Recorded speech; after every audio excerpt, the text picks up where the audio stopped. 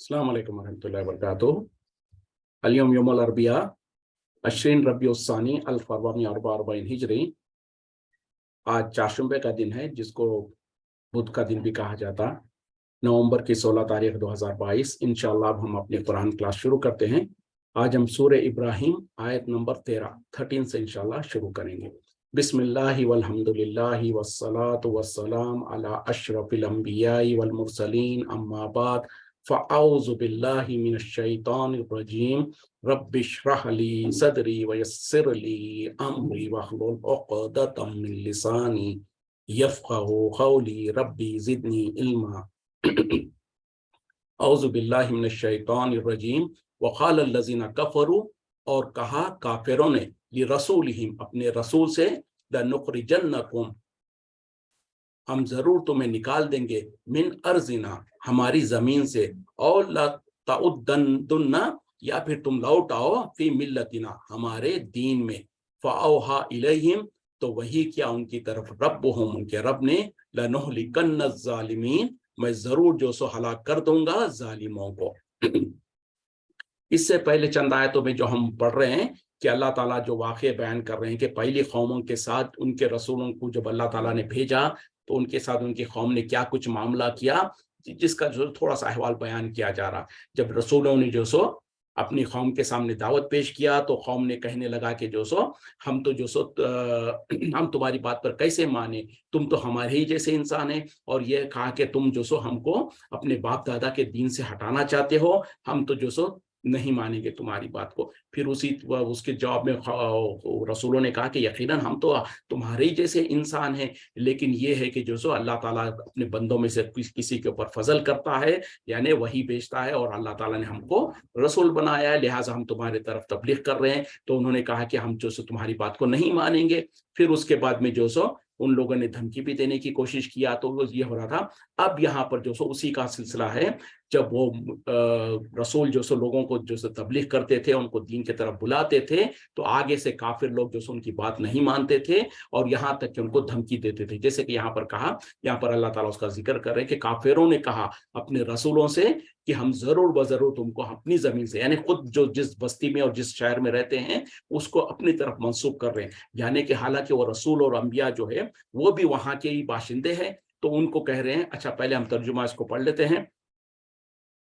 और कहा काफिरों ने अपने रसूलों से कि हम जरूर ब जरूर तुम्हें अपनी जमीन से जो सो बाहर कर देंगे, शहर बदर कर देंगे, या तो फिर तुम हमारे दीन में, अपने दीन में जो सो लौट आओ। तो वहां पर उस वक्त में अल्लाह ताला ने उनके तरफ, उनके रसूलों की तरफ वही किया कि मैं जरूर ब जरूर जो सो हलाक कर दूंगा जालिमों को।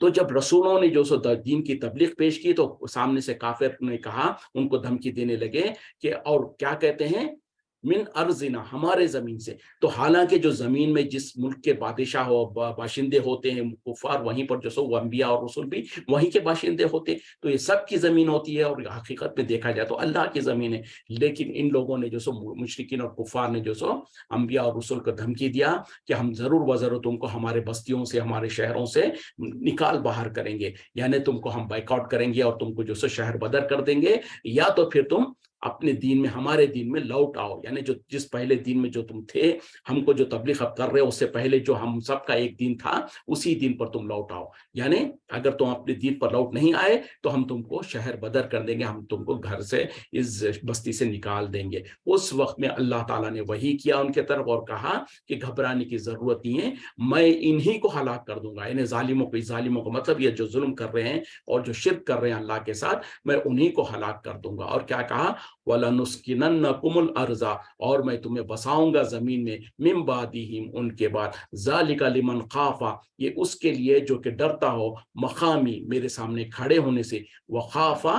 वईद और वो डरता हो मेरी वईद से, यानी मेरे ऐलान वईद से। यानी अब अल्लाह ताला ने जो सो अंबिया को इत्मीनान दिलाया कि घबराने की बात नहीं है, दर हकीकत में मैं इन जालिमों को ख़त्म कर दूंगा, उनको हलाक कर दूंगा और मैं तुमको इस ज़मीन में बसा दूंगा उनके बाद। और दर हकीकत में ये उन लोगों के लिए है जो डरते हैं मेरे सामने खड़े होने से, यानी क़यामत के दिन मेरे सामने खड़े होकर हिसाब किताब देने से जो लोग डरते हैं, उन लोगों के लिए ये इनाम है। और जो सो वो डरते हैं जो मेरे वईद से, سے، یعنی جو اللہ تعالیٰ نے اعلان کر دیا، جو بتا دیا کہ جو نافرمانی کریں گے، جو شرک کریں گے، ان کے لیے جو کچھ سزائیں ہیں اس کے بارے میں اس سے جو ڈرتے ہیں ان لوگوں کے لیے یہ انعام ہے۔ تو یہ اللہ تعالیٰ کا طریقہ رہا ہے، جتنی بھی قوموں نے جو سو اپنے انبیاء اور رسول کی بات نہیں مانی، تو ایک وقت آیا جب اللہ تعالیٰ کی طرف سے ان کی مہلت ختم ہو گئی، تو پھر اللہ تعالیٰ نے ان تمام قوموں کو ہلاک و برباد کر دیا، صرف رسول کو اور ان کے ساتھ جو لوگ ایمان لے آئے ان کو بچا لیا، اور اس کے بعد اس قوم کو جو سو پوری کی پوری قوم کو ہلاک اور برباد کر دیا۔ جیسے قوم نوح علیہ السلام کے بارے میں ہم پڑھ چکے ہیں، قوم صالح، قوم سمود، قوم عاد، یہ جتنی بھی قومیں تھے ان تمام کے ساتھ اللہ تعالیٰ نے یہی کچھ معاملہ کیا کہ جب وہ قوم کا وقت پورا ہو گیا تو اللہ تعالیٰ حکم دیتا ہے وہاں کے رسول کو کہ وہ نکل جائے، ان کے ساتھ جو لوگ ایمان لائے ان کو لے کر وہاں سے ہٹ جائیں، اور اس کے بعد اللہ کا عذاب آ جاتا ہے۔ تو یہ تمام کے تمام پچھلی قوموں کے ساتھ یہی کچھ ہوا، لیکن اب آخری امت جو ہے امت محمد صلی اللہ علیہ وسلم، ان کے ساتھ اللہ تعالیٰ نے، چونکہ یہ آخری امت ہے، اس کے بعد جو سو کوئی امت آنے والی نہیں ہے، کوئی رسول آنے والا نہیں ہے، کوئی کتاب نازل ہونے والی نہیں ہے، اس لیے اس کے اندر آپ جو سو، اور یہ جو سو پہلے قومیں جتنی بھی تھی قوم، وہ ایک وقت کے مقرر ایک مدت کے لیے ہوا کرتے تھے، اور ایک خاص مخصوص جگہ کے لیے، ایک بستی کے لیے، ایک شہر کے لیے ہوا کرتے تھے۔ لیکن نبی صلی اللہ علیہ وسلم کی جو رسالت ہے وہ تمام عالم کے لیے، تمام جہان کے لیے ہے، اور رہتی دنیا تک کے لیے ہے۔ تو اب جو سو پہلی قوموں کو جس طرح سے ہلاک کیا گیا اس طریقے سے تو ہلاک نہیں کیا جائے گا، لیکن اس کا ہرگز مطلب یہ نہیں ہے کفار اور مشرکین کو اللہ تعالیٰ چھوڑ دے گا، ایسا نہیں ہے۔ اللہ تعالیٰ چاہے تو ان کو گرفت کر سکتا ہے، اور کرتا ہے وقت وقت پر، جہاں جہاں جیسے چاہے کرتا ہے، اور قیامت میں تو ان کا حساب کتاب ضرور ہوگا۔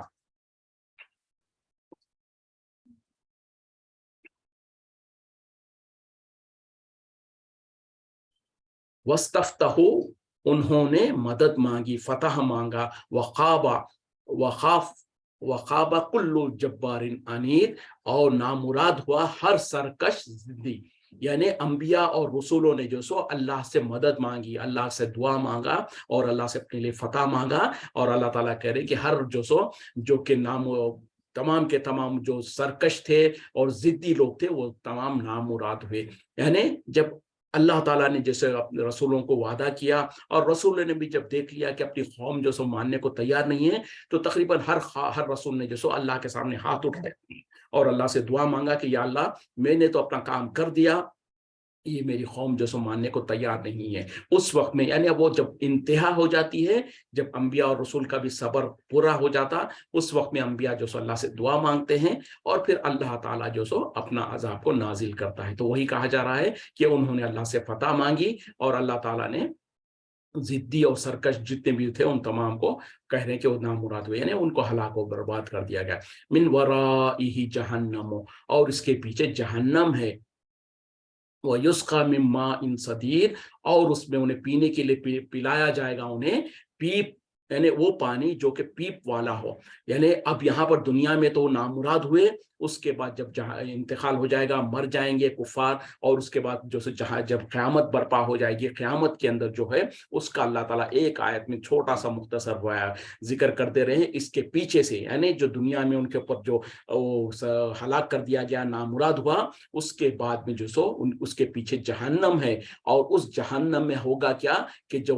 جہنم کی تپش سے اور آگ سے پریشان ہو کر پانی طلب کریں گے، پانی پینا چاہیں گے اور پانی مانگیں گے، تو اس وقت میں ان کو پینے کے لیے وہ پانی دیا جائے گا جو در حقیقت میں جہنمیوں کے جسموں سے نکلا ہوا پیپ ہوگا، اور ان کے خاص طور پہ ان کے جسم جب جلیں گے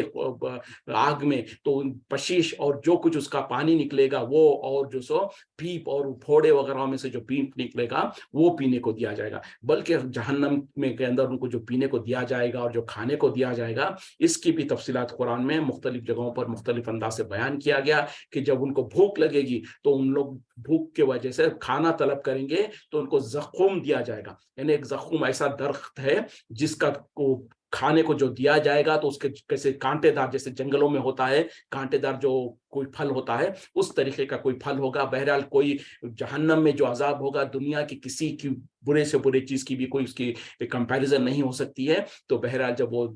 ان کو دیا جائے گا زخم، جب وہ کھائیں گے تو گلے میں اٹک جائے گا اور وہ کھا نہیں پائیں گے. اور اسی طریقے سے ان کو پینے کے لیے جیسے یہاں پر کہا گیا ماء صدید، ان کو پیپ والا پانی دیا جائے گا. دوسری جگہ پر کہا گیا کہ ان کو کھولتا ہوا پانی دیا جائے گا، یعنی ایسا کھولتا ہوا پانی جو پینے کے لیے اپنے منہ کے قریب لے جائیں گے تو اس کی بھانپ سے چہرہ جلس جائے گا. کبھی کبھی ہم دیکھتے ہیں کہ کوئی گرم چیز ہم جو اپنے ہونٹوں کے پاس لے جاتے ہیں تو ہم پی نہیں سکتے ہیں، جو چائے وغیرہ جو کچھ ہوتی ہے. یہ تو دنیا کی گرمی ہے، اور جہنم کی گرمی جو ہے دنیا کی گرمی سے 69 ٹائمز زیادہ ہے. تو بہرحال اس کی جو کھولتا ہوا پانی ہوگا وہ ان کو پینے کو دیا جائے گا. جو پینے سے پہلے منہ کے قریب لے جائیں گے تو منہ کا جسم جو سو کھال جھلس جائے گی. اسی طریقے سے یہاں پر کہا جا رہا پیپ دیا جائے گا. دوسری جگہ پر کہا گیا کہ جو سو ان کے جو جہنمیوں کے جو جسموں سے جو نکلے گا پانی اور جو کچھ گندگی نکلے گی وہ جمع کر کے ان کو دیا جائے گا. اللہ تعالی ہماری حفاظت کرے اس سے. یہ تجرہ ہو، اسے گھونٹ گھونٹ پیئیں گے. ولا یکادو یسقیاہ، وہ اور نہ ہوگا کہ وہ اس کو پی سکیں گے، یعنی ان کے گلے سے اترے گا نہیں. وہ کوشش کریں گے مجبوراً جو سب گھونٹ گھونٹ پینے کی کوشش کریں گے. وَيَأْتِيهِ الْمَوْتُ، اور آئے گی ان کے اوپر موت، من کل مکان، ہر جگہ سے. وما ہوا بمیت، مگر وہ مرنے والے نہیں ہے. ومن ورائہ عذاب غلیظ، اور اس کے پیچھے سے جو ان کے لیے سخت عذاب ہے. یعنی جہنم میں چلے گئے، جہنم میں عذاب ہے. جب پینے کے لیے پانی مانگیں گے تو ان کو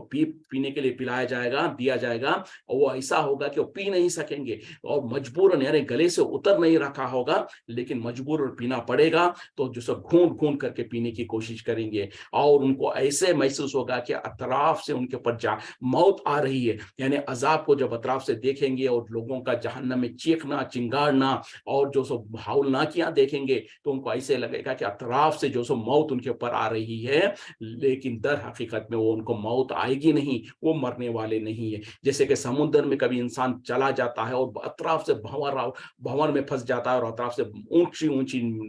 لہریں آنے لگتی ہے، تو انسان سمجھتا ہے کہ جیسے کہ اطراف سے اس کے اوپر موت آ رہی ہے. یا کبھی انسان جو سو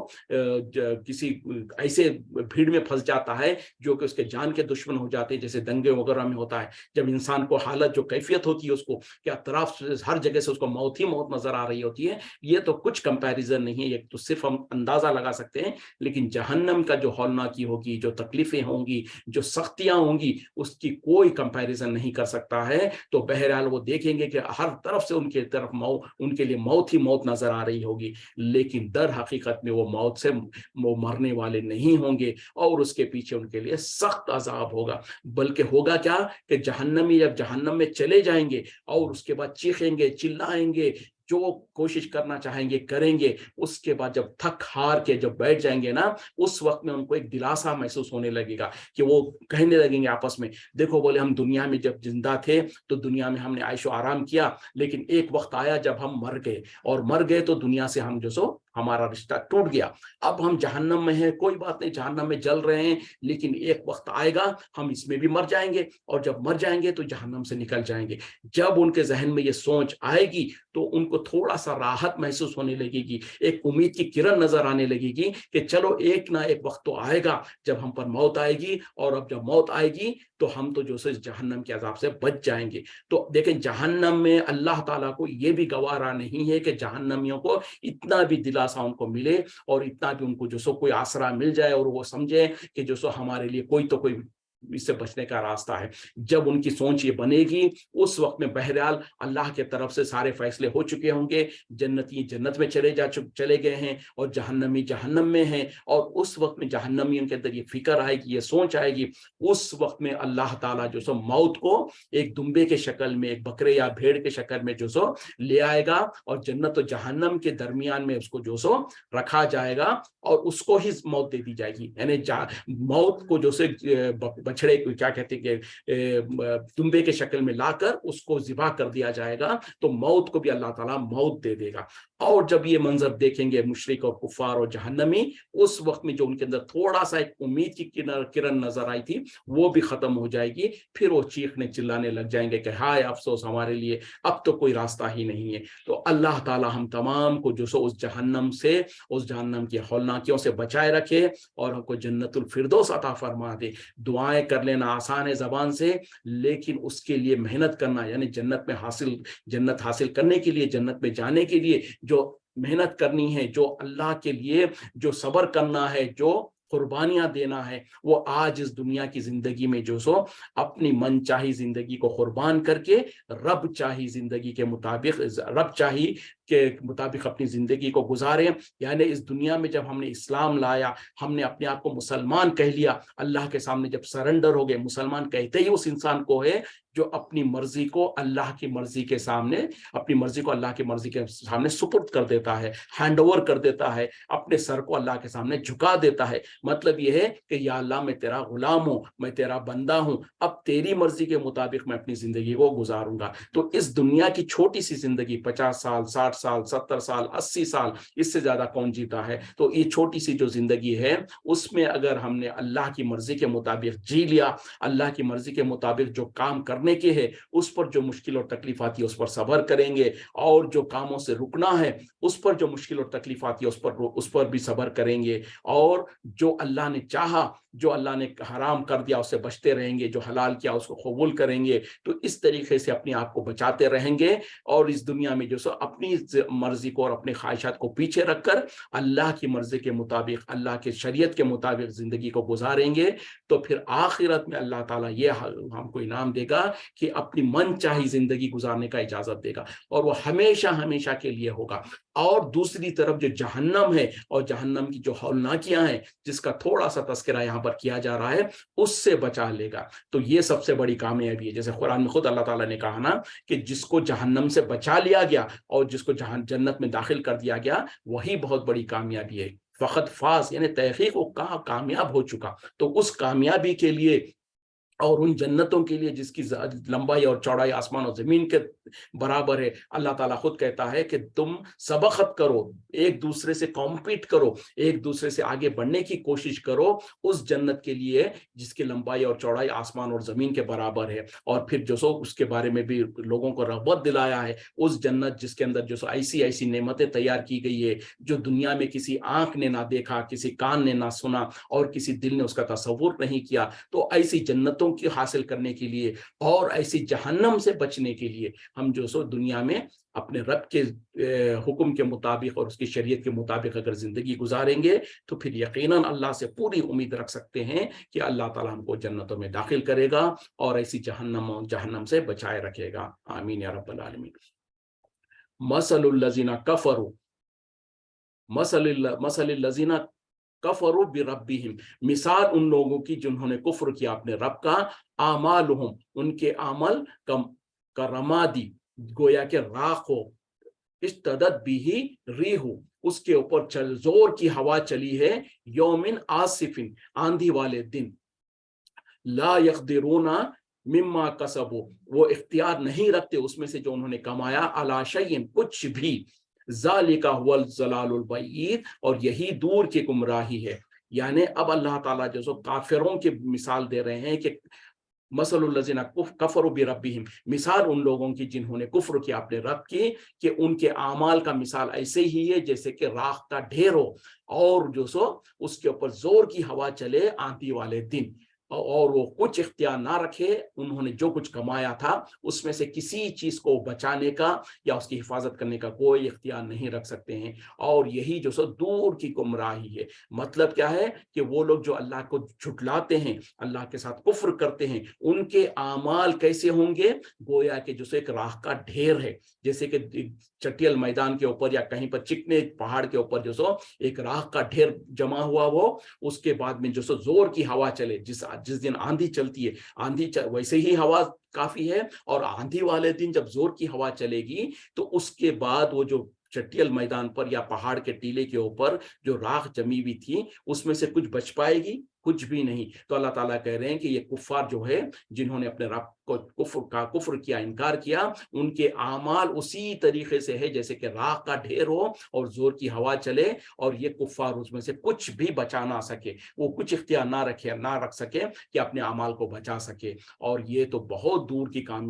جو سو گمراہی ہے. تو اندازہ کریں ذرا کہ جو سو جیسے دنیا میں بھی ہوتا ہے کہ کبھی انسان جو سو کوئی چٹیل میدان پر یا جو سو اونچی پہاڑی پر یا پہاڑ کے جو جو ایک ٹیلا ہوتا ہے اس کے اوپر جو مٹی، بلکہ یہاں تک ریت اور راکھ تو چھوڑ دیں، جو اچھی مٹی بھی ہوتی ہے وہ جو پہاڑی علاقوں میں وہاں پر جب ہوتا ہے، اس کے بعد جب تیز بارشیں چلتی ہیں تو کیا ہوتا ہے، وہ پوری کی پوری جیسے مڈ سلائڈنگ ہوتی ہے، بڑے بڑے مٹی کے توتے جو سو پھر کھسک کے زمین پہ آ جاتے ہیں، وہ گر جاتے ہیں. تو جو راکھ ہوگی یا ریت ہوگی اس کا کیا اندازہ ہوگا، جب تیز بارش چلتی ہے تو پورا کا پورا بہ جاتا ہے. یہاں پر راکھ کو اللہ تعالیٰ تعبیر کر کے کہا کہ زور کی آندھی جب آئے تو اس میں سے کچھ بھی نہیں بچ پائے گا، تمام کا تمام ہوا میں اڑ جائے گا. تو ان کے اعمال ایسے ہی برباد ہو جائیں گے، ایسے ہی رائگاں چلے جائیں گے. تو لوگوں کو ڈرنا چاہیے. یہاں پر تو کفار کے بارے میں کہہ دیا، اور دوسری جگہ پر ان لوگوں نے جنہوں نے اللہ کے ساتھ شریک کیا ہے، یا وہ لوگ اپنے اعمال کے اندر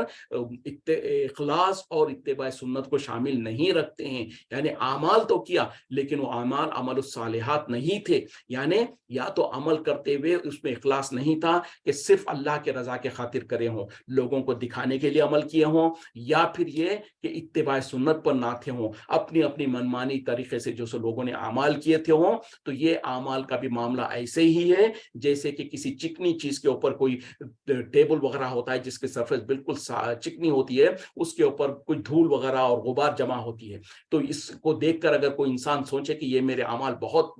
اچھے ہیں، تو اس کو کیا ہے، ایک فین اگر کھول دیں گے آپ یا تھوڑا سا منہ سے پھونک ماریں گے تو وہ جیسے دھول اور جو غبار ہوتا ہے وہ ہوا میں اڑ جاتا ہے، کچھ بھی باقی نہیں رہتا ہے، ختم ہو جاتا. تو اللہ تعالیٰ نے مثال دی ہے کہ وہ لوگ جو کہ اپنے اعمال کو رائگاں کر دیتے ہیں، برباد کر دیتے ہیں، یا تو شرک کے ذریعے سے یا تو پھر بدعات کے ذریعے سے، ان کا معاملہ بھی ایسے ہی ہوتا ہے جیسے کہ کوئی غبار وغیرہ مٹی وغیرہ ہو، چکنے دھول ہو چکنے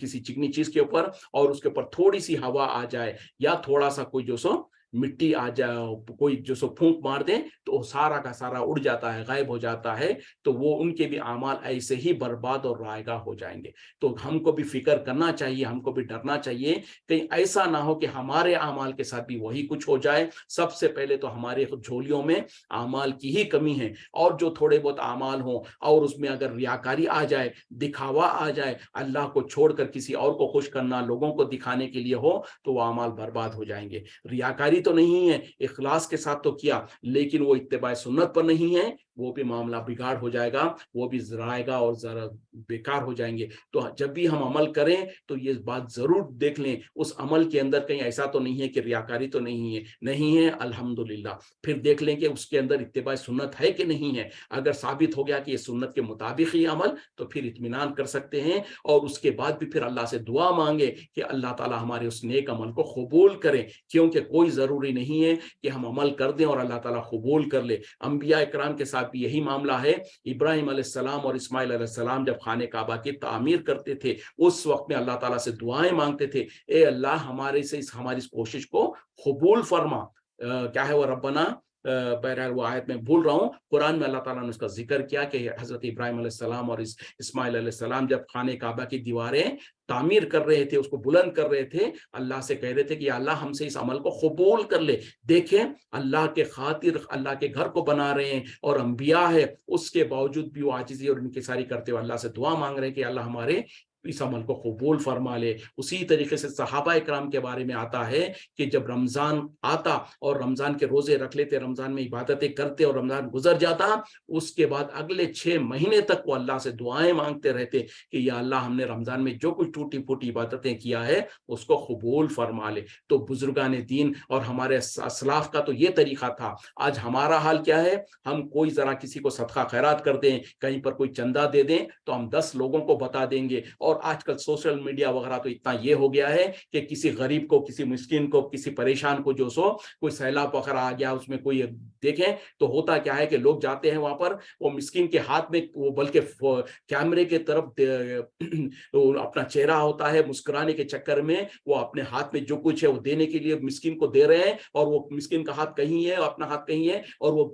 مصروف ہے کیمرے کی طرف دیکھنے کے لیے، اور کیمرے پہ فوٹو لے کر اور اس کو واٹس ایپ پر اور اور سارے سوشل میڈیا پر فیس بک وغیرہ پر ڈالنا یہ مقصد ہوتا ہے. تو یاد رکھیں, اندازہ کریں کہ وہ صدقہ خیرات جس میں تم نے ریاکاری کر لیا, لوگوں کو دکھانے کے لیے کیا, کیا اللہ کے پاس اس کا اجر مل سکتا ہے؟ ہرگز نہیں مل سکتا, بلکہ صرف ضائع ہو جاتا اور رائگاں ہو جاتا تو پھر بھی غنیمت تھا. لیکن وہی عمل, وہی جو ریاکاری والا عمل انسان کے بربادی اور ہلاکت کا ذریعہ بن سکتا ہے. اندازہ کریں جس عمل کو آپ نے سمجھا کہ میں نے بہت بڑی چیریٹی کیا, میں نے لوگوں کے سامنے دکھا کر اور اس کو فوٹوگرافی کر کر اور اس کو واٹس ایپ پر اور پبلسائز کر کر ہم خوش ہوتے ہیں کہ ہم نے تو بہت بڑا دین کا کام کر دیا, لوگوں کو صدقہ خیرات کر دیا. تو یہ اس کا اگر قیامت میں اللہ کے پاس اجر نہ بھی ملتا تو پھر بھی غنیمت ہوتا. لیکن عین ممکن ہے کہ اسی عمل کی وجہ سے نہ صرف یہ کہ اس کا اجر رائگاں ہو جائے گا, بلکہ وہی عمل ہمارے لیے ہلاکت اور بربادی کا ذریعہ بن سکتا ہے, جہنم میں جانے کا ذریعہ بن سکتا ہے. اللہ ہم تمام کو محفوظ رکھے ریاکاری سے. حدیث ہے, میری اپنی ذہن کی بات نہیں کہہ رہا ہوں, میں اپنے ذہن سے نہیں کہہ رہا ہوں, بلکہ نبی صلی اللہ علیہ وسلم نے کہا, بلکہ کل قیامت میں جب جہنم کو بھڑکایا جائے گا تو ایسے سب سے پہلے جو جہنم میں جائیں گے وہ ایسے 3 قسم کے مسلمان ہوں گے. ظاہری طور پہ تو مسلمان ہوں گے, نیک ہوں گے, اور ان کو ان کے ذریعے سے جہنم میں بھڑکایا جائے گا. اس میں ایک عالم ہوگا جس کو اللہ نے بہت علم دیا ہوگا, وہ بڑی بڑی جو سو باتیں کرتا تھا, تقریریں کرتا تھا دنیا میں, اس کو اللہ تعالیٰ پوچھے گا کل قیامت میں اپنے سامنے کھڑا کر کے اس کو اپنی نعمتیں گنائے گا کہ میں نے تو تجھے یہ دیا تھا, میں نے تجھے علم دیا تھا, میں نے فلاں نعمت دی تھی, تو نے میرے لیے کیا کیا؟ تو وہ کہے گا یا اللہ میں تیرے دین کی تبلیغ کرتا تھا, میں جو سو لوگوں کو واعظ و نصیحت کرتا تھا, ایسی بڑی بڑی باتیں کرتا تھا. اللہ تعالیٰ کہے گا کہ تو جھوٹ کہتا ہے, وہ سب کچھ تو نے دنیا میں ریاکاری کے لیے کیا, لوگوں کے سامنے علامہ بننے کے لیے, اور بڑے تیری لوگ تعریف کریں اور تیری تقریریں سن کر واہ واہ کریں, تو یہ ساری غرض کے لیے دنیا میں کام کرتا رہا, تو تجھ کو دنیا میں جو ملنا تھا وہ مل گیا, اب میرے پاس کچھ نہیں ہے. اور اللہ تعالیٰ فرشتوں کو حکم دے گا اور وہ اس کو منہ کے بل گھسیٹتے ہوئے جہنم میں پھینک دیں گے. اسی طریقے سے اللہ تعالیٰ جو سو ایک سخی کو, جس کے پاس بہت مالدار تھا, جو بہت زیادہ صدقہ خیرات کرتا تھا, اس کو اس کے سامنے, اللہ کے سامنے اس کو لایا جائے گا. اللہ تعالیٰ اس کے سامنے اپنی انعاموں کو ذکر کرے گا کہ میں نے تجھے مال دیا, میں نے تجھے دولت دیا, تو نے مجھے میرے لیے کیا کیا؟ وہ کہے گا یا اللہ میں تیرے راستے میں صدقہ خیرات کرتا تھا, میں نے یہ کام کیا, میں نے یہ کام کیا. اللہ تعالیٰ کہتا ہے کہ تو جھوٹ کہتا ہے, تو یہ سب کچھ اس لیے کیا کہ لوگ تجھ کو بہت ناموار کر دے, تیری پبلسٹی ہو جائے, تیری تعریف ہو جائے, جو کچھ ملنا تھا تجھے دنیا میں مل گیا, یہاں پر تیرے لیے کوئی اجر نہیں. اس کے ساتھ بھی وہی معاملہ ہوگا, اس کو منہ کے بل گھسیٹتے ہوئے جہنم میں پھینک دیا جائے گا. اس کے بعد ایک ایسا شہید جو کہ دنیا میں ظاہری طور پر جو سو اللہ کے راستے میں دین کے خاطر لڑتے ہوئے اپنے آپ کو شہید کر لیا تھا, اپنے آپ کو جو سو قتل ہو گیا تھا, اس میں اس کو لایا جائے گا. اللہ تعالیٰ اس پر اپنے انعام و اکرام کو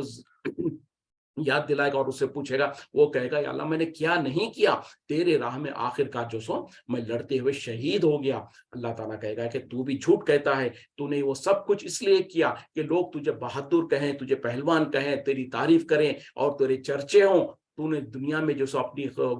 نام کمانے کے لیے کیا تھا, دنیا میں تجھ کو جو کچھ ملنا تھا مل گیا. تو ایسے انسان کو جو اللہ ظاہری طور پر تو اللہ کے راستے میں شہید ہوا تھا, لیکن اس میں ریاکاری تھی, تو اس کو بھی جہنم میں ڈال دیا جائے گا. اندازہ کریں کہ 3 بڑے بڑے کام. ایک شہادت کے بارے میں, جو اخلاص کے ساتھ جو شہید ہوتا ہے, اس کے بارے میں نبی صلی اللہ علیہ وسلم نے کیا کہا کہ اس کے جسم سے جو خون کا ٹپکا, جو خون جو سے زمین پر گرتا ہے, وہ زمین پر گرنے سے پہلے اللہ تعالیٰ اس کی مغفرت کر دیتا ہے اور اللہ تعالیٰ اس کے پورے گناہوں کو معاف کرتا ہے. لیکن اگر وہی شہید اور وہی اللہ کے راستے میں لڑنے والا, اگر اس میں ریاکاری آ جائے, اس میں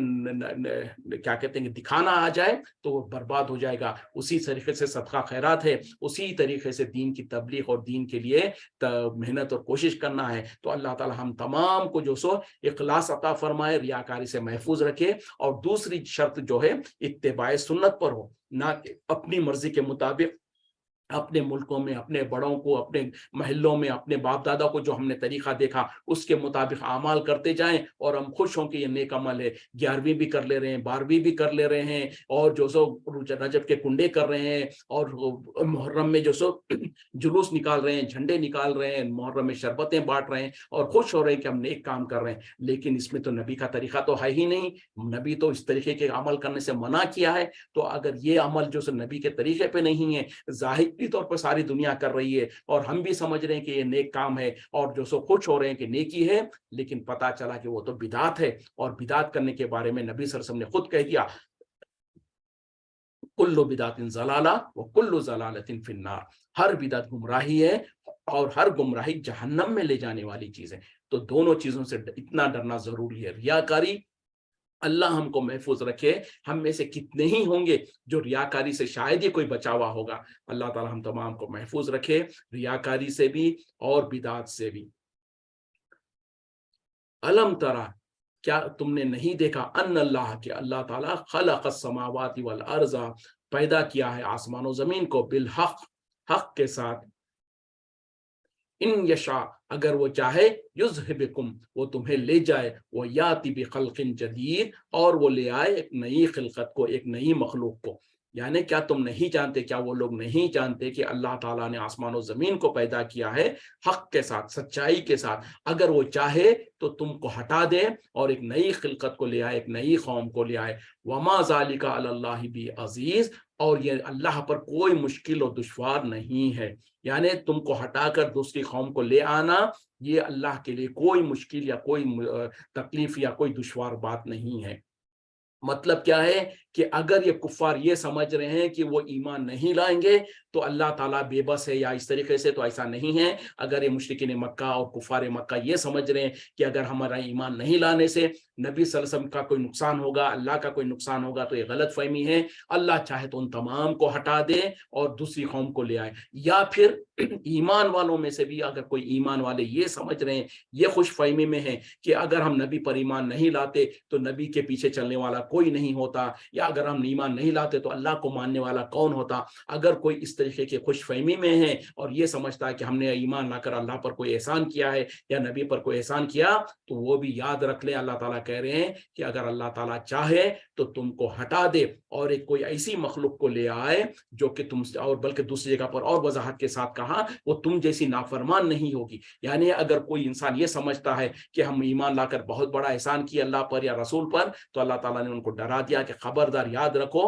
اگر اللہ چاہے تو تم کو ہٹا کر کوئی ایسی قوم کو لے آئے گا جو تمہاری جیسی جو نافرمان نہیں ہوں گی، بلکہ وہ بہت زیادہ اللہ کی اطاعت اور فرما برداری کرنے والی ہوگی۔ تو بہرحال یہاں پر جو سو دونوں طرف کے مشرکین اور کفار کو بھی ڈرایا جا رہا ہے اور ایمان والوں کو بھی ڈرایا جا رہا ہے کہ اگر تم اللہ کی اطاعت اور فرما برداری نہیں کرو گے یا کوئی تکبر اور غرور کرو گے تو اللہ تعالیٰ تم کو ہٹا کر دوسری قوم کو لے آ سکتا ہے، اور یہ اللہ پر کوئی مشکل یا کوئی بڑی تکلیف کی بات نہیں ہے، بہت ہی آسان ہے۔ یعنی جس طریقے سے پہلے جو سو پوری قوموں کو اللہ تعالیٰ نے ہلاک کر دیا، پھر اس کے بعد نئی قوموں کو جو سو بسایا، جیسے نوح علیہ السلام کے وقت میں جب نوح علیہ السلام نے 950 سال تک اپنی قوم کے اندر تبلیغ کرتے رہے، دعوت دیتے رہے، اس کے باوجود بھی جو ایمان لائے وہ 70 یا 80 سے زیادہ لوگ نہیں تھے، تو اس پوری کی پوری قوم کو، اس پوری کی پوری بستی کو اللہ تعالیٰ نے ہلاک کر دیا۔ اس کے بعد نوح علیہ السلام کے ساتھ جو 70 یا 80 لوگ جو کشتی میں سوار تھے، ان کے ذریعے سے پھر اللہ تعالیٰ نے دنیا کو آباد کیا،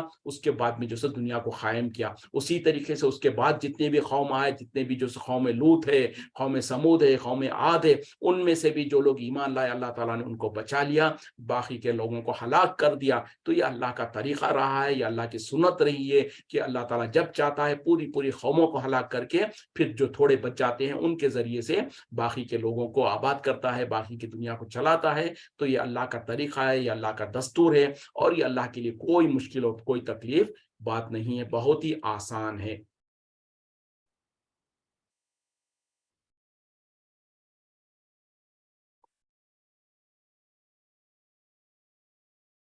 وَبَرَزُوا لِلَّهِ جَمِيعًا، اور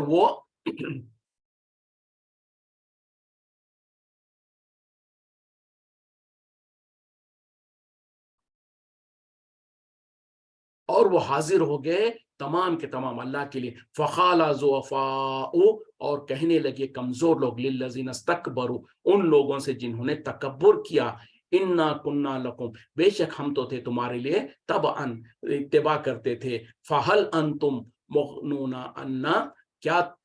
تم ہمارے سے دور کر سکتے ہو، دفاع یعنی ہم سے دور کر سکتے ہو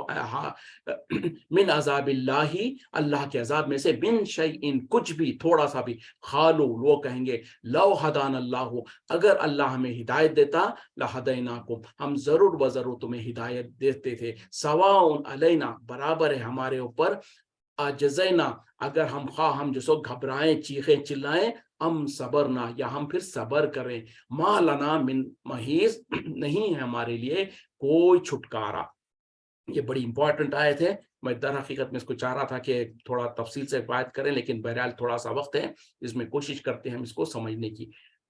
اور وہ تمام کے تمام اللہ کے سامنے جمع ہو گئے، یعنی جب اللہ کے سامنے لوگ جمع ہوں گے اور حشر کا معاملہ ہو جائے گا، حشر ہو جائے گا، جنتی جنت میں چلے جائیں گے، جہنمی جہنم میں چلے جائیں گے، اس وقت کا معاملہ ہے تقریباً بہرحال۔ تو اس میں یہ ہو رہا ہے کہ اس وقت میں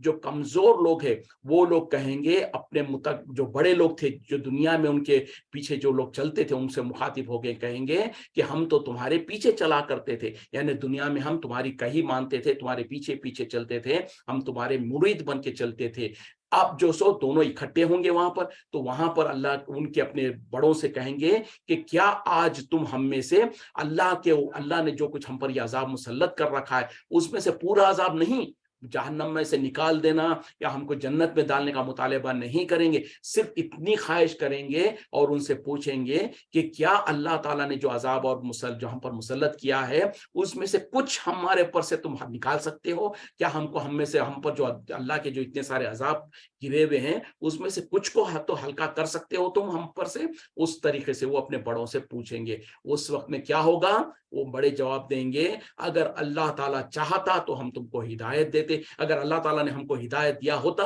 تو ہم بھی تم کو ضرور ہدایت دیتے۔ مطلب کیا ہے کہ دنیا میں تو تم ہمارے پیچھے چلتے تھے، ہم بھی گمراہ تھے، تم کو بھی گمراہ کیا، اگر اللہ تعالیٰ نے ہم کو ہدایت دیا ہوتا تو ہم تم کو بھی ہدایت کے راستے پہ لے گئے ہوتے۔ اور آج ہمارے لیے تمہارے لیے برابر ہے کہ ہم چیخیں چلائیں یا صبر کریں، اور ہم کو یہاں سے نکلنے کا کوئی راستہ ہی نہیں ہے۔ اندازہ کریں کہ دنیا میں جن کو ہم نے اپنا بڑا سمجھا تھا، جن کو اپنا پیر اور مرید سمجھا تھا، مرشد سمجھا تھا، جو لوگ آج دنیا میں مرید بن جاتے ہیں اپنے مرشدوں کے، اور ان کے جو سو جھوٹا پیتے ہیں، ان کے جوتیوں کو سروں پر اٹھا کے پھرتے ہیں اور کہتے ہیں کہ یہ ہم کو جنت میں لے جائیں گے، یہ ہمارا ذریعہ ہے، ہمارا وسیلہ ہے، ان کے بارے میں کیا ہوگا کل قیامت میں کہ جب جہنم میں وہ مرید اور مرشد دونوں جہنم میں ہوں گے، اور جب اپنے مرشدوں کو دیکھیں گے اس وقت میں کہیں گے کہ کیا ہم دنیا میں تمہارے پیچھے نہیں چلا کرتے تھے؟ اور جو سو آج کے حالات میں اس مصیبت میں جو سو ہم کو تھوڑی بہت اللہ نے جو مصیبت میں ڈال رکھا ہے اس میں سے تھوڑی مصیبت ہی صحیح